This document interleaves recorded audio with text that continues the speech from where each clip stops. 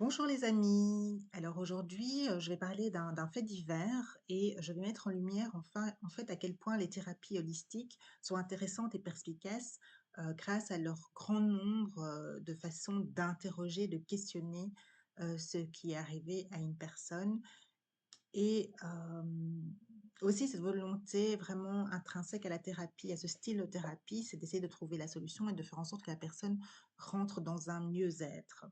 Je m'appelle Laurence Setta, je suis thérapeute holistique. J'offre mes consultations en présentiel à Bruxelles, à Halle, à Braine-l'Alleud et aussi en ligne. Alors en ligne, les services proposés sont le Theta Healing, le Reiki à distance, la médiumnité, le soin quantique, quintessence et aussi pour ceux qui ont des périodes de deuil difficiles, la possibilité de rentrer en contact avec les défunts.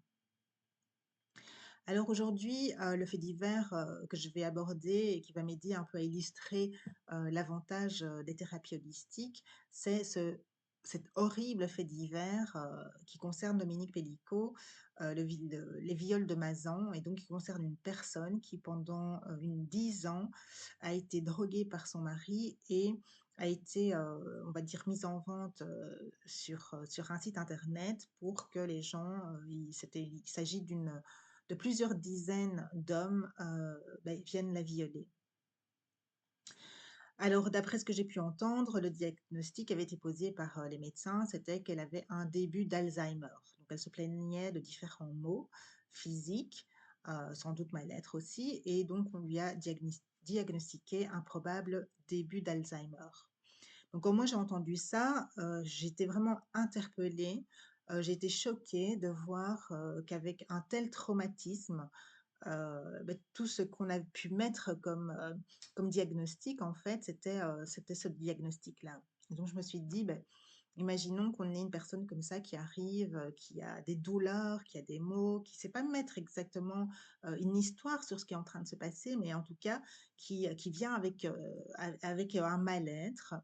Je vais vous dire un petit peu comment est-ce que, les thérapies holistiques peuvent envisager justement de rentrer en contact avec une telle personne. Et dans un premier temps, il faut savoir que le corps détient vraiment, toute l'histoire de la personne, hein, depuis sa conception, mais même, avant la conception jusqu'au jour, d'aujourd'hui, jusqu'au jour où elle vient en consultation. Donc toute l'histoire de la personne est inscrite dans le corps. Donc si, on a des problèmes de mémoire ou si par exemple on travaille avec des enfants qui ne savent pas vraiment raconter, ce qui leur arrive, on peut interroger le corps puisque le corps va nous donner des réponses. Il faut aussi savoir que le corps, en fonction des différentes parties du corps, chaque partie a une symbolique.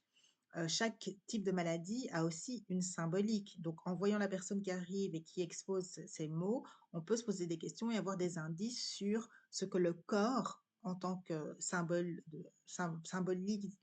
de la partie du corps ou symbolique de sa pathologie, qu'est-ce que ce corps essaye de nous dire.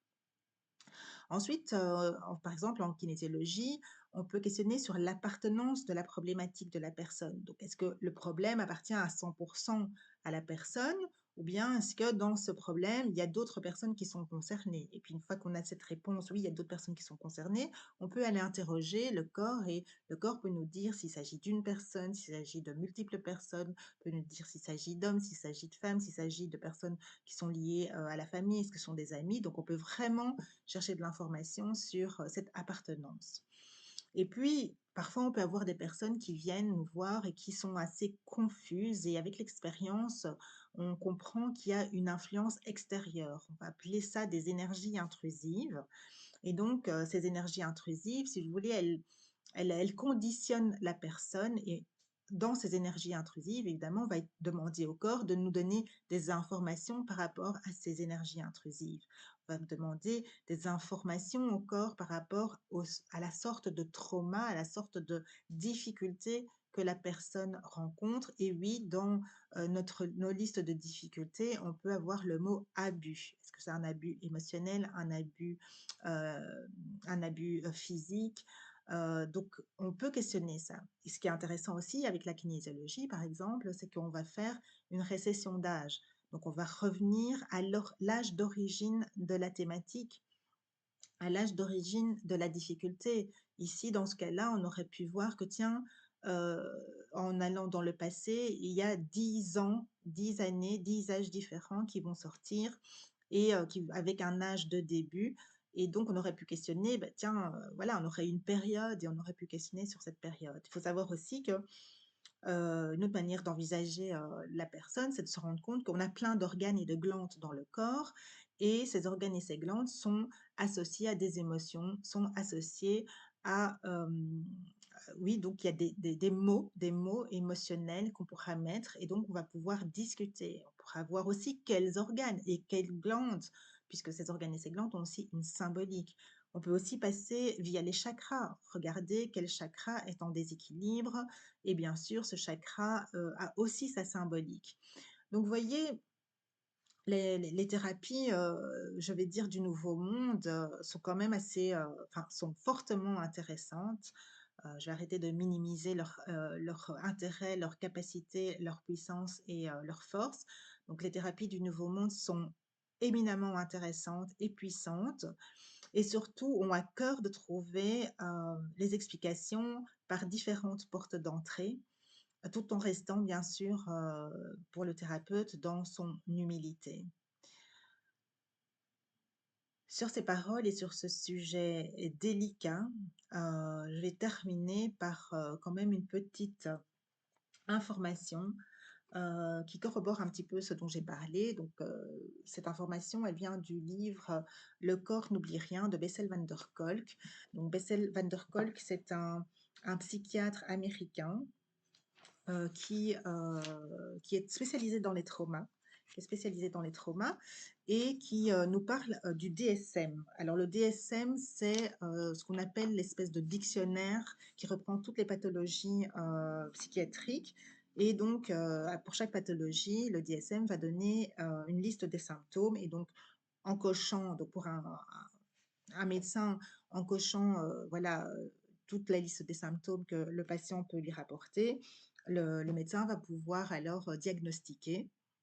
Et en diagnostiquant, le médecin va pouvoir offrir un traitement.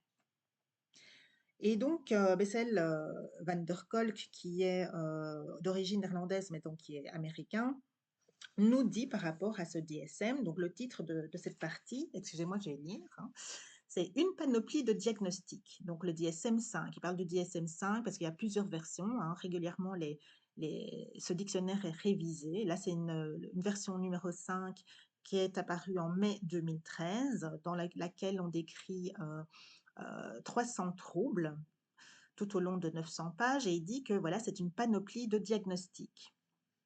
Et il écrit dans son livre, avant la fin du 19e siècle, les médecins classaient les maladies suivant leurs manifestations de surface.